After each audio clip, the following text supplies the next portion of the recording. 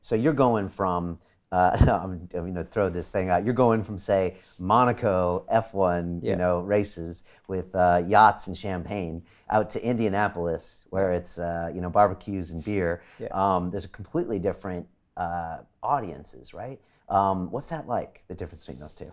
It is different, and obviously in America you have a race in Long Beach, LA, which is pretty, it's a pretty glamorous race. But then you have like the race I won this year, the Iowa 100, in the middle of nowhere. You're just in the middle of thousands of miles of cornfields, basically. So you do have your good races, and it's the same in Formula One. You have the Monaco Grand Prix, which is to me the best race in the world, and then you go to places. I don't want to give any countries bad names, but Bahrain's a great track, but there's just no one really there watching you. So you have different types of racing, but there is a difference in America. It's the fans know how to have a good time. There's all these massive RVs with big barbecues. You can smell the food sometimes when you drive past. It kind of whiffs up into the helmet. And, nice burger. I'll have one of those when I get in.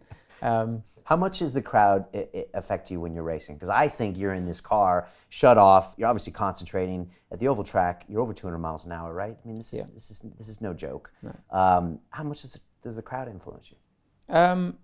Obviously, if it's your home race, it makes a big difference. You can sort of hear them roar you every time you go by. And I had that experience in Silverstone in 2014. I was chasing one of the Caterhams to catch them up, and I couldn't believe what I was hearing. I was in a Formula One car, which is pretty deafeningly loud, but I was in a slow speed corner where the engine wasn't really revving, and I could just see arms in the air in the stadium, or the grandstands on the outside of a corner called Luffield, and I could hear a roar, and I looked, and everyone was there with their flags up because they'd seen me hunting down this other driver, and I got past him, and there was only 3 of us British drivers on the grid at the time: me, Lewis, and Jensen.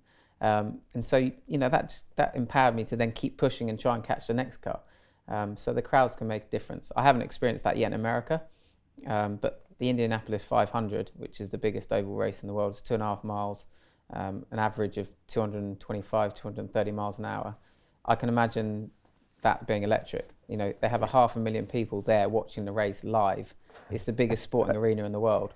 I can imagine that's a pretty electrifying, what's the word? Sort of place to be. Yeah, I used to watch that as a kid, and don't ask me why. Because it's 2.5 mile track, 200 laps, 500 miles. It's in Indianapolis, like you said, 500,000 people there at a live event. Who's ever heard of anything like that?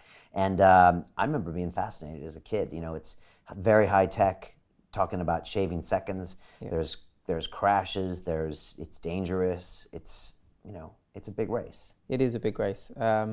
I don't know if I'm going to take part in it yet, but I'd hope to do it at least once in my life. It's one of those races which it just it sucks you in. You want to have a go at it. I had my first oval experience this year, and it was terrifying. But you get used to it. And my second race, I won, and that was a big thing for a European driver to do, because ovals is very un-European, shall I say, because we don't have them. But I was talking about fine detail in F1. There's fine detail in F1, but then there's fine detail in the Indianapolis 500, because you can change the angle of your wing by the smallest of measurements, and you can fill that out on the track, because the car is so on the edge going into these corners where you're trying to keep it flat at 230 miles an hour. It's an amazing feeling. It's so much faster than the Formula One races. At Monza, actually new to Formula One this year, was Mexico, and they were hitting 228 miles an hour. Indianapolis 500, they hit 230, 235. So actually there's only about 6 or 7 miles in it, miles an hour difference in it. But the difference is F1 are doing that for a matter of seconds in a straight line, then brake. Their Indy cars are doing it as an average, basically, for 500 miles, just 2 or 3 hours in a corner, with other cars below your, on your high side, and the G-force. So it's very different, even though you're doing similar speeds. Okay.